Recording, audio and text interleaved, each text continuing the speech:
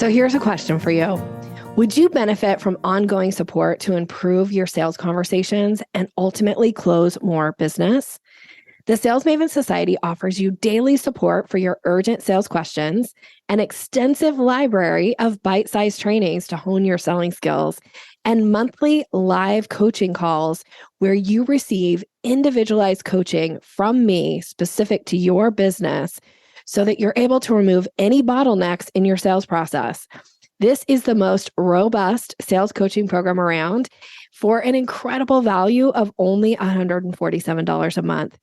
And you can join now for your first month for only $47. You get access to absolutely everything, including the live coaching calls with me.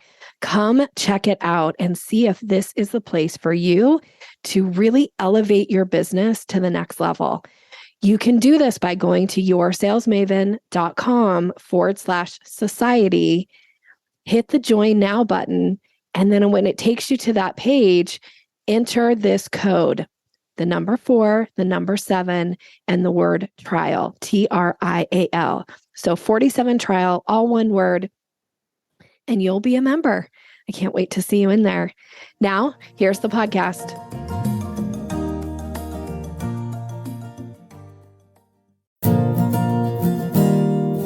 Do sales conversations make you feel awkward or pushy? It's time to ditch the outdated salesy strategies. Your guide, Nikki Roush, will show you how to combine kindness with selling skills to meet your prospects where they are, and in the process, how to up-level your influence and income. Learn how to earn business easily and effortlessly. Here's Nikki. Welcome, and thank you for listening to the Sales Maven Show. I'm your host, Nikki Roush.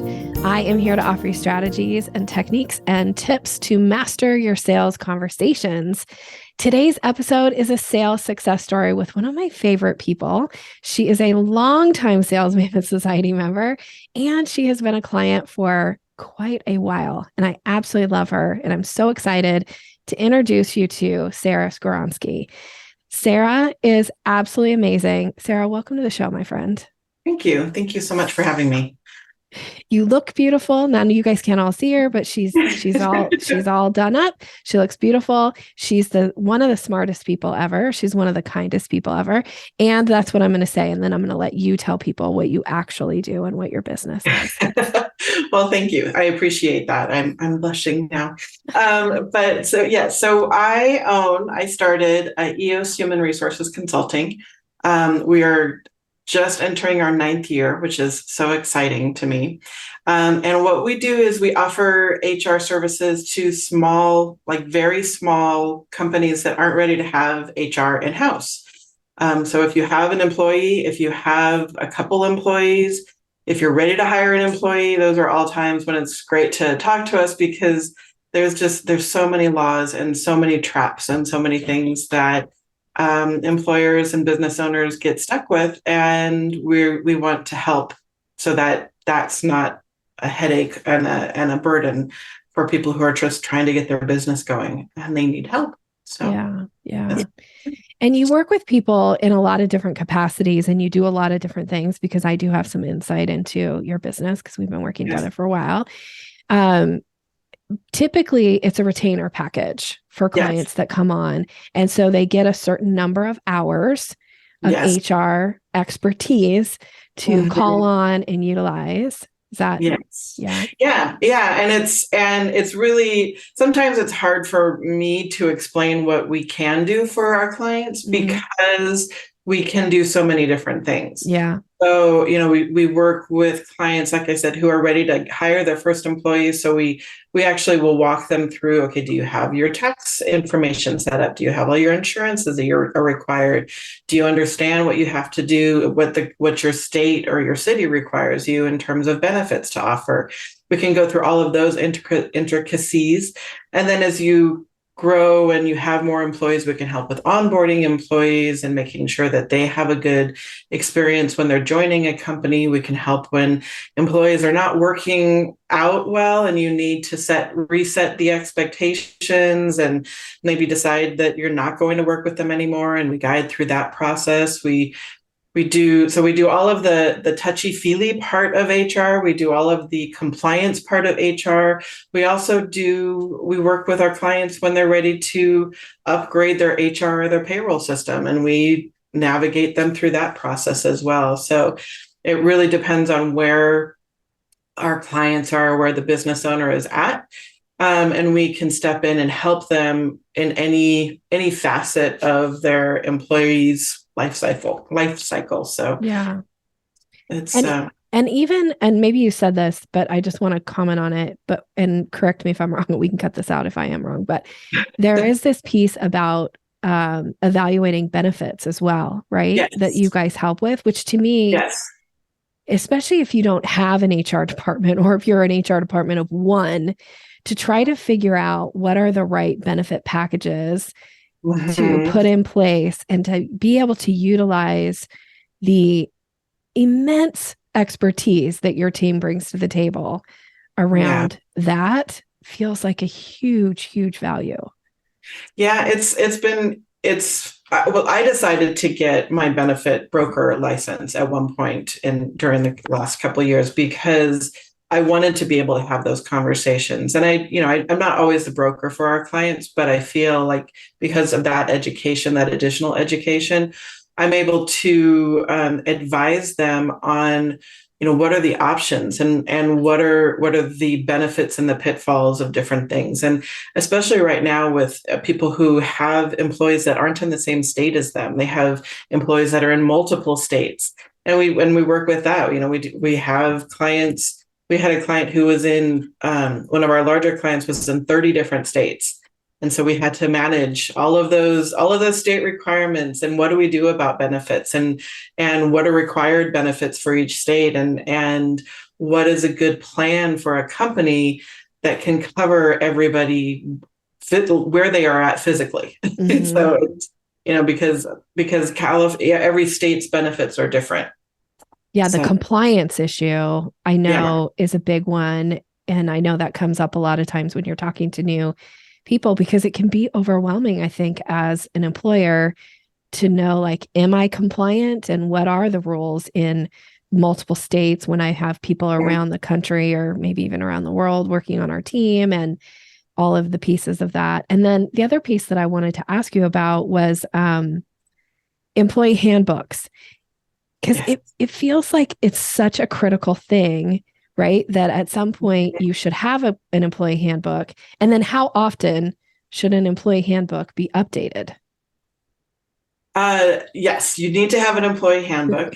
An employee handbook it's exactly that. It's a guidebook. It helps so that you know what your policies are, what you want your policies to be, so that when an employee comes to you and says, hey, I need to take time off, or I need to go on jury duty, or I need to, whatever you choose to do, you can say, okay, my policy for that is this. And you don't have to guess and then try to remember what you did last time. And then you get into trouble with multiple employees. And there is a long list of new laws that go into effect every year, and sometimes every half year. So January and July are usually when each of the states come out with their new employment laws. And some of those do require things to be updated in the handbook. So, we encourage people to at least get it reviewed every year to see, okay, when was the last time it was updated? Have we updated things? And it could be something as simple as the wording on what things are protected under EEO, which is the Equal Employment Opportunity. And so that is, in the past couple of years, we've had things added about people's hairstyles that are now protected. Like you can't discriminate against somebody based on how they wear their hair. And these are little nuances that you have to keep up to date on and recognize and know. So it's important to have that reviewed regularly. So that's definitely a service that your team offers. And so, okay, so somebody who's listening to this right now, if they have a certain number of team members, is that a good time, and they don't really have any formal HR, like, are they a good candidate for working with you? And or if they maybe have an HR person who feels overwhelmed with all of the things they're doing, Mhm. like, Yeah. is there a size of like number of employees where this is really the time to get EOS involved? So, like you said at the beginning, we do work with people mainly on a retainer basis, Mm-hmm. the but the we work with people wherever they're at. We actually have a package or a program called the Entry HR package, which we will go through all of the elements that you need to know before you hire your first employee. So we actually talk about the taxes and the benefits and the paperwork and how to make that choice for the new hire. And then we can work with people for as little as 2 hours a month if you just want to have somebody that can come in and you can bounce those questions off of and have a strategy session with us on a regular basis. And then we also have on our website, if you just need to you have a problem and you just need to talk to somebody, you can schedule a call and we'll just walk you through. I've had people who have scheduled an hour call with me or a 50-minute session with me, and they go through one question. I'm like, okay, I have a list, and they'll just bang through 10 different items that they've been saving up, and they want to make sure that they get all of those things covered. So my goal and the company's goal is we want to be able to create that long-term relationship and do the outsource and do the retainer so that we have that relationship, because we also do work with the employees. It's not just with the business owner. We'll actually be that place where the employees can actually come and talk to us. And that safe place, right? Safe place to come and have. Yeah. Safe place. And we want to be able to meet a very small employer where they're at, of like, well, maybe they're not ready for a retainer, but they still need that HR service. They still need the handbook written, or they just need to know how to get started without getting themselves into trouble. So we want to set them up for success. So that's really where we're at. And I know that I know you had a client a while back that was doing a ton of onboarding because they had to hire an enormous amount of people in a very short period of time. And so to bring EOS in and allow you guys to do this, the onboarding piece of making sure all the paperwork is up to date, that the people know where to go to get their information, so that all the paycheck stuff is, because that was a big thing too. And that was a huge company. Like we're talking, I feel like it was hundreds of employees in a very short period of time. Hundreds. It was kind of a high turnover company, and they just needed to be able to kind of move these people through the process. And it was, as most things are at the beginning when you have that much of a volume, it was a little bit of a nightmare, but we actually created a workflow that, one of my joys in life is to automate things. I have this love for, like, how can I make this easier? How can I make this process easier? And so we worked through, a number of different systems to make sure that we could automate as much as possible, sending out emails, making sure that whole process was automated, to get the employee through the process as quickly and as efficiently as possible. And so that's another thing that we're offering is for clients who are they're just onboarding. Maybe they're in growth mode and they know that they're going to have 5 or 10 new employees in the next couple weeks or the next couple months. We can go in and say, okay, let's make sure you have your entire workflow set up. And so we can set up the workflow, and whether we do it for them or they do it and we just present them back that workflow, they now have a checklist of like, these are the steps we need to follow to make sure that the employee has that positive experience from the get-go, because that's their first, it's sort of the first time you're in love at first sight. You want to make sure that they are excited about working for the company that they just joined. Yeah. I love this. All right. Well, let's get into some of the success stories. I know that there's been a few. And I'd love for you to share with the audience, like, what are some of the biggest ones that kind of jump out, or the one that jumps out for you from a success story? Because I will say, one of the things I love about you is you're an incredible implementer. You and I have worked together privately for quite a while now, and you take something and you really run with it. And I love that about you. So I'm interested to hear what you want to share specifically. Yeah. Yeah. And it's interesting because I feel like I'll come to you with a problem and you give me your feedback and I'm like, okay. And then I'm off and you call me a week later and you're like, hey, what's going on? What happened? I'm like, I'm sorry, I'm off. I'm doing things. You're like, oh, I took care of that already. It's done. We're good. We're moving on to the next thing. We're moving on to the next thing. Yeah. I think there's been so many successes working with you. I think working together both in the Sales Maven Society and because that's where I started, and then really working with you one-on-one and having the ability to send you a document and get feedback and all of that has been so beneficial to my business because it has helped me in how I communicate both internally and externally to clients on sales calls, on to vendors, to anything. It's very much shifted both my confidence and my ability in communicating and feeling like I can say something and be very direct and not be mean and not be, it's like I feel like I used to feel like I had to be, there's that thing about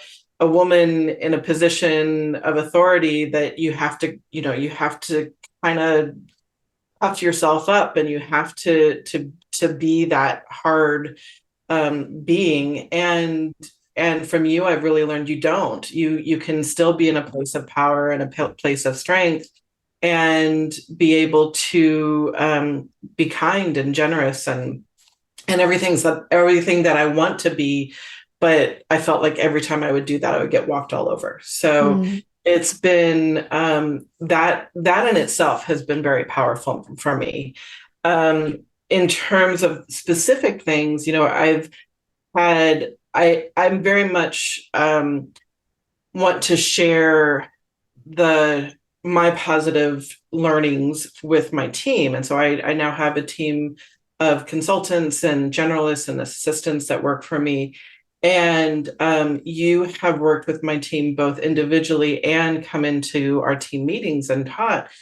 And everybody walks out of those meetings just jived, just like ready to go. We've got our mojo going. We're like, okay, we can totally take on. And it's, we joke about when we're trying to draft things, because we do a lot of things as a team and a lot of collaboration. And it's like, well, this isn't quite right, so we're going to Nickify it, and so we send it off to Nikki, or we use our call on all of our Nikki powers and use those and just amp up the wording, and every time we do that, it's like, oh, that's so much better, that's so much more specific. And I know one of my team members, Emma, her and another Rita were working with one of our clients, and they just like, they would come back and they're like, we're beating our head against the wall. She's not listening to us. She's, we're just not sure what's going on. And we give her the advice and she just does kind of hems and haws. And then Emma had a one-on-one session with you. And I think Rita probably had one earlier in the week. And I think it almost coincided that they had that session with you. And then they met with a client. And then she called me and she was like, oh my God, she heard us. She actually heard us. It was so amazing. And she's implementing these things that we've been talking about. And it was just tweaking that language just a little tiny bit, and how powerful that can be of you can say the same thing so many different ways, but when you say it right and you know how the person is receiving it, and you understand it from that point of view, that you can then change your language to meet where they're at so that they can receive the message you're trying to send. And I think that's probably one of my biggest takeaways from working with you is okay, you're not hearing this and it's not you, so it's got to be me. So how am I going to twist this? How am I going to shift my language? And And that's been really powerful. Your team has been so phenomenal. I do consider it such a huge privilege to get to work with you privately and now to work with your team members too. And you've been so generous with their own personal and professional development, to allow them to have their own sessions with me where they get to bring their own challenges with their own clients, but also to work with the team as a whole as well. And your team is amazing, and they're so committed to the mission of EOS, and they're so committed to the client. And so it's been really, really fun to work with them and be able to show them about, okay, so this is the style this person is demonstrating. And, if we can deliver the message in a little bit of a different way, they're much more open to receiving it. Then we're going to get compliance. We're going to get results. Right. And they've been so great. They're great implementers too. They're just like you. I feel like they take their cues from you and they really implement. And some of our sessions, like they come and they're like, I'm not sure what we're going to talk about yet. And then we start digging in. We get all this. I remember one time at the end of a session with Rita, and she was like, I had no idea this is what we we're going to talk about today, but I'm so excited. Like I'm so raring to go now at the end of it.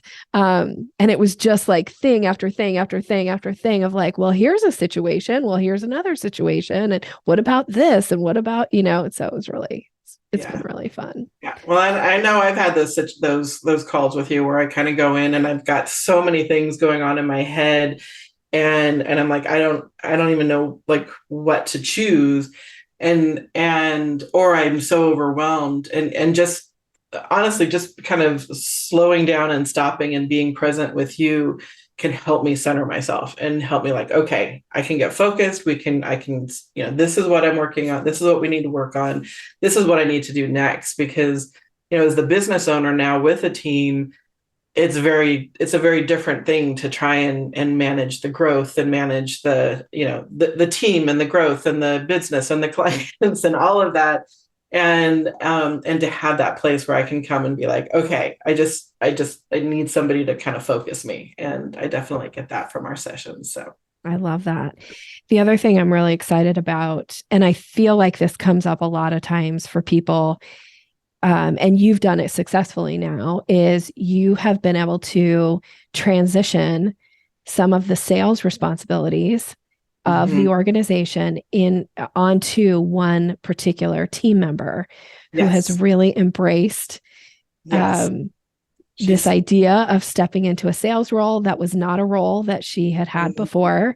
And I feel like she was so brave in stepping into this role, and she's really dug in, wanting to get it right, like wanting to really learn how to be a professional sales person, and that to be her primary role, and to step to the side.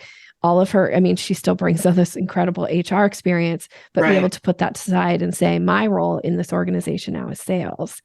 Yes. And that is something I think a lot of business owners, small business owners, are not really sure. Like, how do you do this? How do you transition somebody from your team to sell for you? And you've done it. I've done it, and I've done it with your help. Whether it was directly or indirectly, because most of what I'm teaching and training and spending time guiding her on is things that I've learned from you. So I know when she is meeting with you and she is working with you or going into the Sales Maven Society, she's getting the same language and the same information, and she's, getting that same kind of training. And it's not, a lot of times you have different, if you have different trainings, different trainers, you're going to get that message in a different way, or that people have a different style. And so I feel really comfortable that, okay, she's getting the same training. I know that you're going to tell her to do what I want her to do, because I learned from you. I learned a lot of my skills from you. So that's been really exciting. It's been exciting to see her grow. It's been exciting to see her step into that role, and to just kind of take on that responsibility and take on something new. So that's been good. It's exciting. And I really want to honor here, because I want to honor you here because you invested in her. Like right from the beginning, you signed her up to do private sessions with me. You signed her up for the Sales Maven Society. You really did give her tools from the beginning. And I think a lot of times business owners, and you probably experience this with the clients that you work with, that they often, it's like I bring somebody on, but I don't actually have time to train them, nor do I want to train them. And I'm not going to invest in them. I'm just going to see how they do. And it's like, let's throw them into the deep end and then go, hey, swim. Right. No help here. No help here. And it's like, why would somebody feel good about doing that for you? Like, why? Right. And so I've also seen there's a very high level of respect that she has for you and for the organization. And I'm going to say this idea that you're willing to commit, you're really willing to invest in her. I love that about you.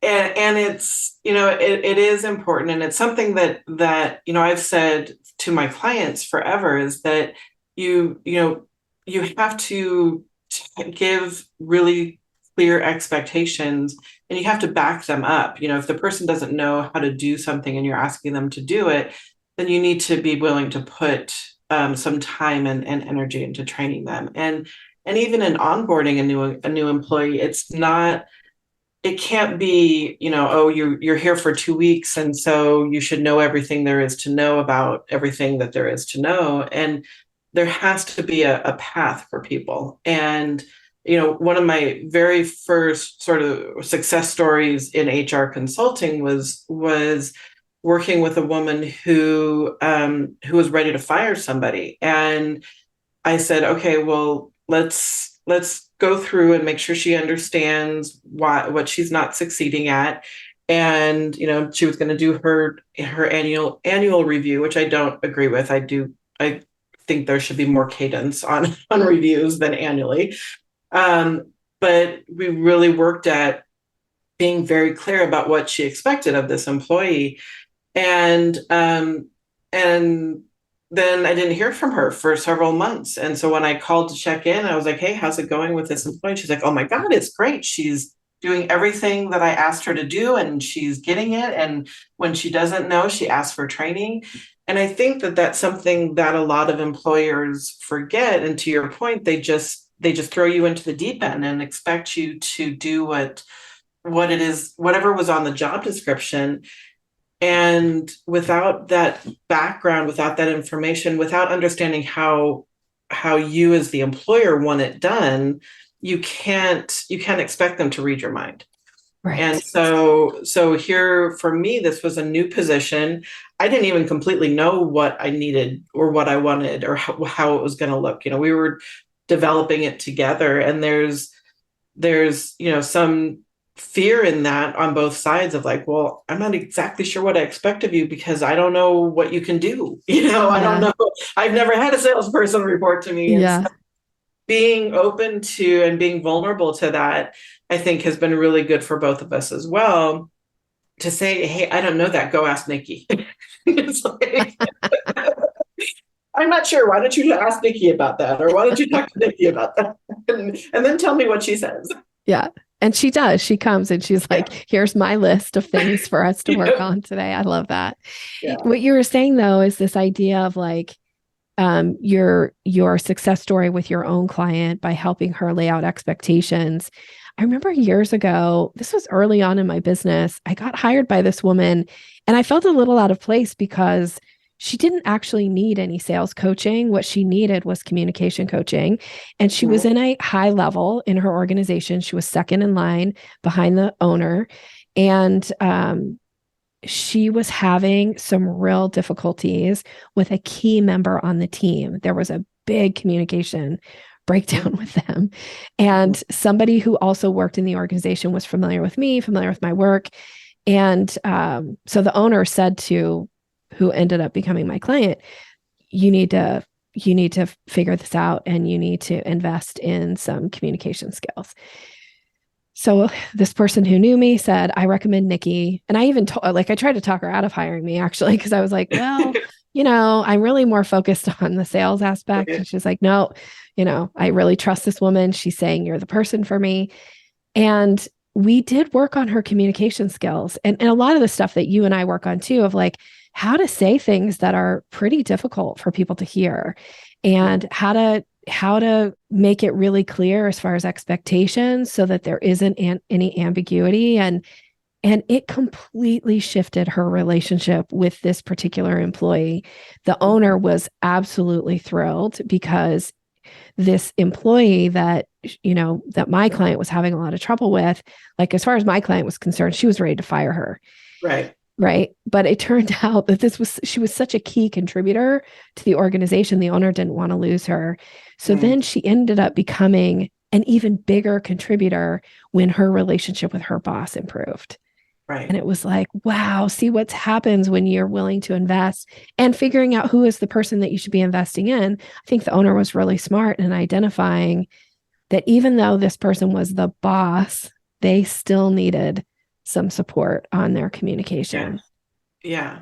And I think that's important. I know your focus is on sales, but I honestly would say anybody who's in management or HR should be working with you because of that, learning that communication skill, learning how to talk to people to get the best out of their employees, which is a sense of sales too. It is I agree. Maybe it's not sales for, like an exchange for dollar, but like you said, getting so much more out of an employee to be able to grow your business because you're able to talk to them and they understand what you need. And I think that's so important. And I think every HR person should work with you because there's a lot of HR people I know that managers and HR people, they kind of dance around a subject, they don't want to have the difficult conversation. They dance around it and they're like, well, when you did that, it was, yeah. And, I've always been the sort that's been pretty blunt of, you need to understand this. And now I feel like I can actually be blunt with being and be kind at the same time with the skills that I've learned from you. So thank you. I know I was having a conversation with a prospective client the other day. She was saying, my biggest struggle is I keep pointing out to this woman that something has to change. And she keeps responding to me like, yeah, you should really talk to the person about that. And I'm like, the reason she's not getting that you mean her is you're not being clear in your communication. So we need to work on how you're delivering this information, because if your response from the person who you're hoping gets your message is like, gosh, you should really do something about that, and you're sitting there thinking, I'm talking to you right now, and they're not getting it, that's a breakdown. That's a problem. There's an NLP presupposition, which is the one that people often absolutely hate to hear. And it's the meaning of your communication is based on the response you get. And there's a lot of responsibility, if you really will lean in and embrace that, to take ownership when somebody, if you're like, hey, well, that wasn't my intention, I'm sorry you took it wrong. No. Right. Like, how could you have said it better? How could you have delivered the information in a way that the person was open to receiving it, or at least could hear it, right? And get the message. So yeah, I love that. All right, friend. Well, thank you so much for sharing. And it is, I cannot say enough nice things about you as a person, but also EOS and your team and what you bring to the table, and anybody out there that is in need of support for HR. And even if it's just to have a strategy session to ask some of those HR questions, those team related questions, those compliance issues, I highly, highly, highly recommend Sara and her team. They are absolutely committed to their clients. I know this, and they will take such good care of you. Okay, Sara, I have two last questions for you before we wrap. One is, if you're willing to share, you've already shared a lot of really beautiful things. What is one advantage that you've received from being in the Sales Maven Society? I'm like, what else can I say? You said a lot of nice things, so thank you. I think just the especially, well, I will be honest, I don't go into the society as much as I want to. And when I do go in to the actual society and into the Facebook group and join the calls, the camaraderie of the people that are in there and the support of the people that are in there, I think is amazing. Even earlier on when I had some issues before I was working with you one-on-one, and I posted about, having to write this difficult email to a client that I was trying to fire. And I mean, I got the feedback from you, which was great, but then everybody else was like, you've got this, let us know how it goes, what's going on. And so having that kind of camaraderie and that support, especially at that time when I felt very alone and, I didn't, I have worked hard on my team. Like this has been a labor of love. So I wasn't always there. And so there were times when I felt very alone, and to be able to go into the Sales Maven Society and have that support was amazing. So they're really amazing. I love that. Thank you. Okay. And for people listening, because I'm sure there's somebody listening right now who's like, I need some support from Sara. What's the best way for people to get in touch with you? Yeah, so you can visit our website. It's eoshr.com, eoshr.com. And we do offer a 15-minute strategy session. So it can answer about one question, but we do offer a strategy session. And then there's also all of our services are on there as well. Yeah. And then, of course, I'm on LinkedIn and Facebook. But if you want to contact me directly, you can email me at sarah@eoshr.com. I mean, I would be excited to hear from you. Awesome. And Sara's contact information will be in the show notes as well. Thank you so much for being here. Thank you to you, the listener, for being here. I so appreciate you. Have a great rest of your day. Thanks for listening to Sales Maven. Visit us online at yoursalesmaven.com/maven for more resources to boost your confidence and skills.